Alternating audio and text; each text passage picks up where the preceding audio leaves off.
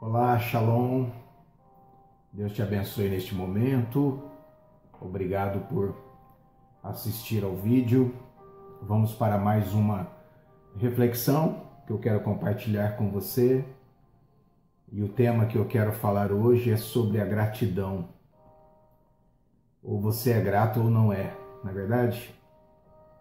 Muita gente perde grandes oportunidades de mostrar gratidão.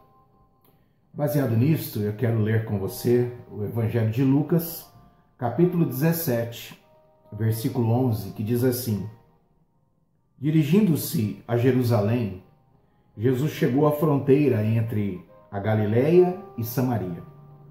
Ao entrar num povoado dali, 10 leprosos, mantendo certa distância, clamaram: Jesus, mestre, tenha misericórdia de nós. Ele olhou para eles e disse: Vão e apresentem-se aos sacerdotes, que eram quem examinavam os leprosos para verem se estavam curados da lepra, para não contaminar os demais.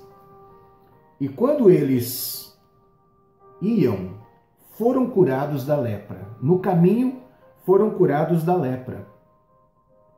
Um deles, ao ver-se curado, voltou a Jesus, louvando a Deus em alta voz.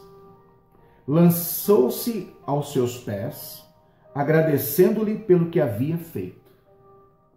Esse homem era samaritano, portanto, um estrangeiro. Jesus perguntou: Não curei 10 homens? Onde estão os outros 9? Ninguém voltou para dar glória a Deus, exceto este estrangeiro? E disse ao homem: Levante-se e vá. Sua fé o curou. Queridos, nós temos alguns pontos, algumas coisas a serem pontuadas a respeito dessa questão da gratidão. Quando Jesus disse aos leprosos: Vão aos sacerdotes, os sacerdotes representam toda casta religiosa, toda construção religiosa, toda manifestação religiosa.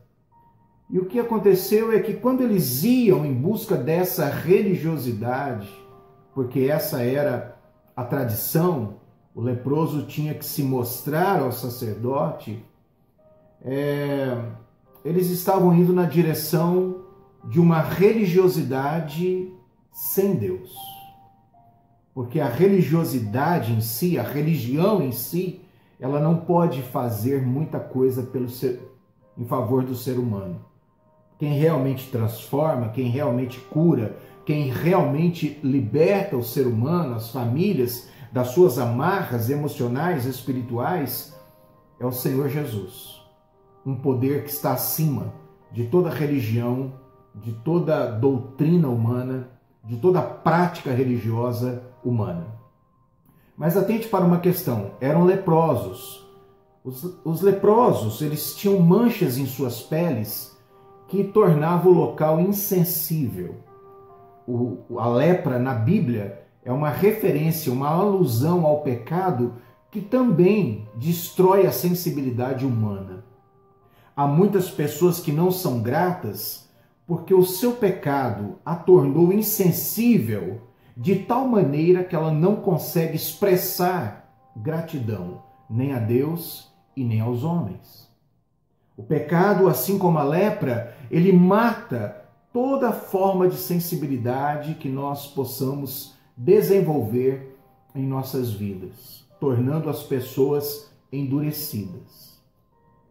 E aí eu quero chamar a sua atenção para um detalhe muito importante. De 10, apenas um voltou para dar glória a Deus, para se prostrar, para ser humilde, para reconhecer que a cura não tinha a ver com a religião, mas tinha a ver com Jesus.